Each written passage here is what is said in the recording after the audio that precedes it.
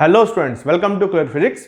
तो जैसा कि हमने अपनी लास्ट वीडियो में एक न्यू सीरीज स्टार्ट की थी जिसका नाम हमने दिया था 3 क्वेश्चन सीरीज। तो उसी सीरीज में आगे बढ़ते हुए आज हम मोशन इन स्ट्रेट लाइन मतलब कि chapter number 3 of class 11 physics के क्वेश्चन हम सॉल्व करेंगे। क्वेश्चन हम सॉल्व करेंगे उसी पैटर्न में, इजी, मीडियम एंड टफ के पैटर्न में हम क्वेश्चन को सॉल्व करेंगे। फर्स्ट क्वेश्चन इजी होगा, सेकंड मॉडरेट लेवल का होगा और थर्ड क्वेश्चन थोड़ा सा टफ लेवल का होगा। ओके, चलिए स्टार्ट करते हैं।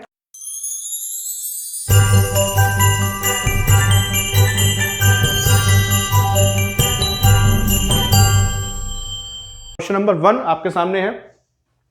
क्वेश्चन नंबर 1 में आपको बोला है part of a journey is performed with an acceleration alpha while the remaining part is completed with retardation beta. Total time of the journey is T. Maximum velocity acquired during the journey is. Okay, तो question में आपको बोला है कि एक journey है जिसको हमने 2 पार्ट में कवर किया है। आधे पार्ट में एक्सेलरेशन है अल्फा और सेकंड का जो हाफ पार्ट है उसमें उसका रिटार्डेशन है, मतलब कि नेगेटिव एक्सेलरेशन है। इसकी वैल्यू आपको दी गई है बीटा। टोटल टाइम जर्नी में लगा है टी। तो आपको बताना है कि मैक्सिमम वेलोसिटी कितनी अटेन होगी इस जर्नी के दौरान। ओके, तो कैसे हम इसको प्रोसीड करेंगे? सबसे पहले हम डायग्राम ड्रॉ करते हैं।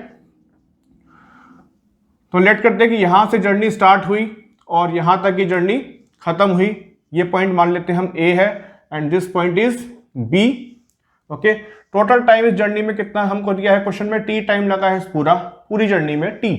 ओके, हम मान लेते हैं कि यहां तक एक हमने पॉइंट लेट कर लेते हैं सी, एक मिड में हमने पॉइंट लेट कर लिया सी। हम ये मान लेते हैं कि ए से लेकर सी तक वो वाला पार्ट है जहां पर अल्फा एक्सेलरेशन है किसी भी बॉडी का, और ये वाला जो पार्ट बचा सी से लेकर बी तक, यहां पर इसका रिटार्डेशन है कितना? बीटा। तो रिटार्डेशन है तो इसको हम क्या लिखेंगे? माइनस में लिखेंगे, क्योंकि रिटार्डेशन का मतलब इसकी स्पीड कम होती जा रही है, वेलोसिटी इज डिक्रीजिंग। ओके, तो टोटल टाइम लग रहा है ए से बी तक टी। तो हमको बताना है कि मैक्सिमम वेलोसिटी कितनी होगी इस मोशन के दौरान। ओके, तो मैक्सिमम वेलोसिटी आपको कहां मिलेगी? क्योंकि यहां से जर्नी स्टार्ट हुई तो यहां पर इसकी वेलोसिटी कितनी होगी? 0 होगी, और यहां पर जर्नी फिर से खत्म हो गई तो यहां पर वेलोसिटी कितनी हो गई? 0 हो गई। तो ए और बी दोनों पॉइंट्स पर वेलोसिटी कितनी है? 0 होगी, क्योंकि यहां से जर्नी स्टार्ट हुई है रेस्ट से और यहां पर जर्नी खत्म हो गई है। ओके, अब मैक्सिमम वेलोसिटी आपको कहां मिलेगी? तो वो आपको मिलेगी सी पॉइंट पर। क्यों? क्योंकि यहां से लेकर ए पॉइंट से लेकर सी पॉइंट तक एक्सेलरेशन कितना है? अल्फा है। और ये कैसा एक्सेलरेशन है? पॉजिटिव एक्सेलरेशन है, क्योंकि इसकी वेलोसिटी बढ़ती जा रही है। और हमने लेट किया है कि सी पॉइंट से क्या हो जाता है? रिटार्डेशन स्टार्ट हो जाता है। तो रिटार्डेशन का मतलब क्या है कि अब वेलोसिटी डिक्रीज होगी। तो यहां से सी पॉइंट के आगे से वेलोसिटी डिक्रीज होना स्टार्ट हो जाएगी। इसका मतलब मैक्सिमम वेलोसिटी आपको यहां तक मिलेगी।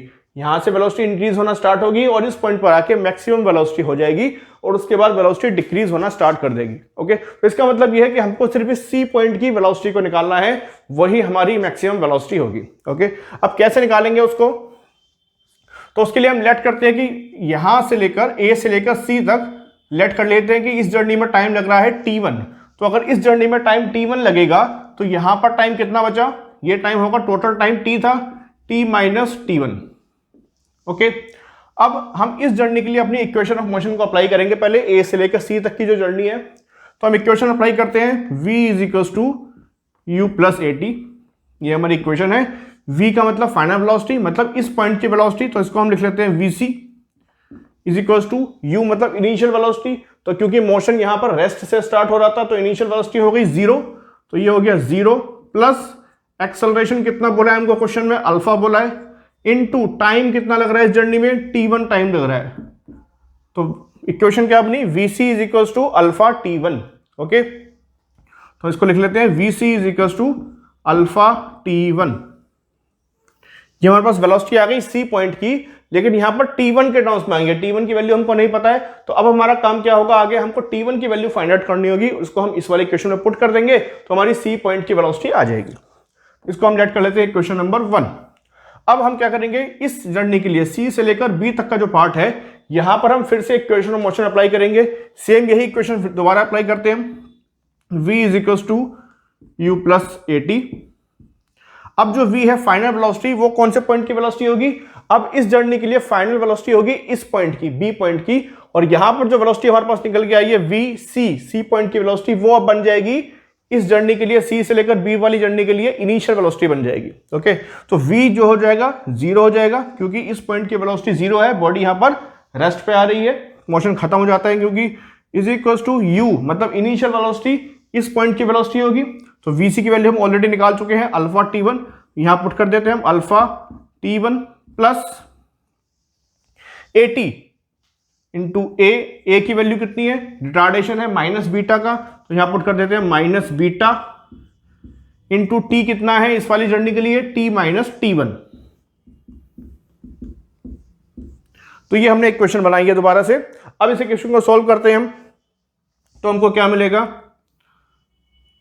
0 is equals to alpha t1, ये आपका हो जाएगा minus beta T and plus beta t1। Okay, minus beta T and this is plus beta t1।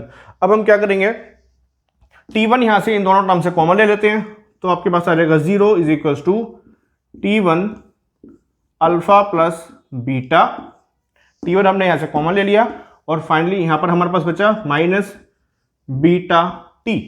Okay, इसको आगे सॉल्व करते हैं, तो इस बीटी को हम इस तरफ ले आते हैं, लेफ्ट हैंड साइड में लेके आ जाते हैं, तो हमारे पास आ जाएगा beta t is equals to t1 into alpha plus beta, और यहां से हम t1 कैलकुलेट कर लेते हैं, हम t1 को एलिमिनेट कर लेते हैं, तो t1 हमारे पास आ जाएगा beta t upon alpha plus beta.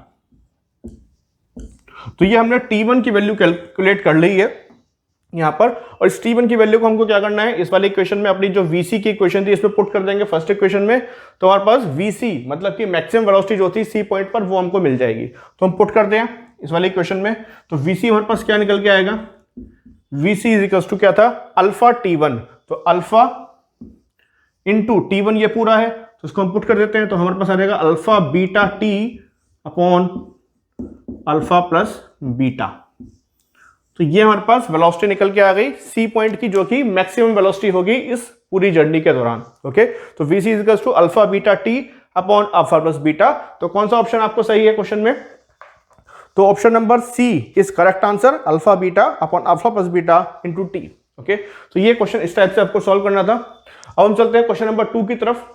So question number 2 आपके सामने है, a body travels a distance x in first 2 seconds and a distance y in next 2 seconds. The relation between x and y is, okay, तो आपको बोला है कि एक body है जो फर्स्ट 2 सेकंड्स में x डिस्टेंस ट्रेवल कर रही है और नेक्स्ट 2 सेकंड्स में डिस्टेंस ट्रेवल कर रही है y, तो हमको बताना है कि x एंड y में क्या रिलेशन होगा। सो फिर से हम डायग्राम ड्रॉ करते हैं, पहले यहां से a पॉइंट से लेट करते हैं कि मोशन स्टार्ट हुआ और b पॉइंट तक मोशन चला है, और यहां पर हम मान लेते हैं कि फर्स्ट 2 सेकंड्स में बॉडी इतना डिस्टेंस ट्रैवल कर रही है, यहां पर टाइम लगा 2 सेकंड्स और डिस्टेंस हमको दे रखा है कितना, x। नेक्स्ट है ये डिस्टेंस आपका ये वाला, यहां पर भी टाइम आपका कितना लगा है, 2 सेकंड्स ही लगा है, बट डिस्टेंस कितना ट्रैवल हुआ है, अब y डिस्टेंस ट्रैवल हुआ है। तो फर्स्ट 2 सेकंड्स में ये डिस्टेंस ट्रैवल हुआ x और नेक्स्ट 2 सेकंड्स में डिस्टेंस ट्रैवल हुआ y। हमको बताना है कि x एंड y में क्या रिलेशन होगा। तो कैसे प्रोसीड करेंगे, तो हम पहले क्या करते हैं, ये वाला जो हमारा पार्ट है फर्स्ट मोशन का, फर्स्ट पार्ट जो हम इसको बोलते हैं फर्स्ट पार्ट है ये, और ये मोशन का सेकंड पार्ट है। तो फर्स्ट पार्ट के लिए हम इक्वेशन अप्लाई करते हैं, s is equal to ut plus half at square. Okay, तो फर्स्ट पार्ट में हमारा डिस्प्लेसमेंट कितना है, हमको ऑलरेडी बोला है कि x डिस्टेंस ट्रेवल किया है, तो डिस्प्लेसमेंट कितना हो गया, डिस्प्लेसमेंट हो गया x, डिस्प्लेसमेंट x हो गया इज इक्वल्स टू ut। अब ये वाला पार्ट हमारा 0 हो जाएगा, क्यों, क्योंकि मोशन स्टार्ट हुआ है रेस्ट से और इनिशियल वेलोसिटी क्या हो जाएगी, 0 हो जाएगी, तो ये वाला पार्ट 0 हो गया is equals to half into a, time कितना बोला है हमको, 2 सेकेंड्स का टाइम है, तो 2 का स्क्वायर। यहां से हमको क्या मिला, यहां से हमको मिला x is equals to 2a। Okay, x is equals to 2a and a की वैल्यू क्या मिल गई, यहां से हमको a की वैल्यू मिल गई हमको x अपॉन 2। तो फर्स्ट इक्वेशन से हमने a की वैल्यू फाइंड आउट कर ली है x अपॉन 2। अब सेम इक्वेशन अप्लाई करते हैं सेकंड पार्ट के लिए। बट अब हम ये वाला पार्ट नहीं लेंगे, हमको मोशन कंसिडर करना होगा पूरा ए से लेकर बी तक का। ओके, तो ए से लेकर बी तक का अगर मैं मोशन कंसिडर करता हूं तो टोटल टाइम कितना हो गया 2 सेकंड प्लस 2 सेकंड मतलब कि 4 सेकंड का, और टोटल डिस्प्लेसमेंट कितना हो गया x plus y, total displacement हो गया x प्लस वाई। तो इक्वेशन फिर से अप्लाई करते हैं, तो इस बार s इज इक्वल टू फिर से वही इक्वेशन अप्लाई करते हैं ut plus half at square, and displacement आप क्या लेंगे हम x प्लस वाई लेंगे, क्योंकि टोटल डिस्प्लेसमेंट हमारा हो रहा है x प्लस वाई का, is equal to ut plus half at square. तो ये वाला पार्ट फिर से आपका 0 हो जाएगा क्योंकि इनिशियल वेलोसिटी 0 है, प्लस हाफ इंटू a की वैल्यू हम ऑलरेडी यहां निकाल चुके हैं, इसको हम उठा के इस वाले क्वेश्चन में पुट करेंगे तो a की जगह पर आ जाएगा x upon 2 into t, time क्या लेंगे 2 प्लस 2 4 सेकेंड का लेंगे, तो 4 का स्क्वायर हो जाएगा 16, this is cancelled, this is cancelled, तो हमारे पास क्या बचा, हमारे पास आया x plus y is equals to 4x। Okay, x plus y is equals to 4x, इसको हम सॉल्व करके क्या निकाल सकते हैं, y is equals to 3x। तो ये रिलेशन आया x एंड y के बीच का, y is equals to 3x। तो कौन सा ऑप्शन करेक्ट है यहां पर, so option number C is correct answer, y is equals to 3x। तो अगर आपको दोनों क्वेश्चन समझ आए तो प्लीज वीडियो को लाइक कीजिए। अब हम चलते हैं थर्ड क्वेश्चन की तरफ। So question number third, two particles P and Q are in motion. Their displacement time graphs are respectively inclined at 30 degree and 60 degree to the time axis. The ratio of velocities Vp upon Vq is, okay, तो आपको बोला है कि दो particles है P and Q, दोनों ही motion में है, दोनों का जो डिस्प्लेसमेंट टाइम ग्राफ होगा उसका आपको बोल रखा है कि जो एंगल बनेगा किसके साथ, टाइम एक्सिस के साथ, वो आपकी उसका एंगल की वैल्यू आपको दे रखी है 30 डिग्री एंड 60 डिग्री। तो पहले हम इसका ग्राफ ड्रॉ करते हैं।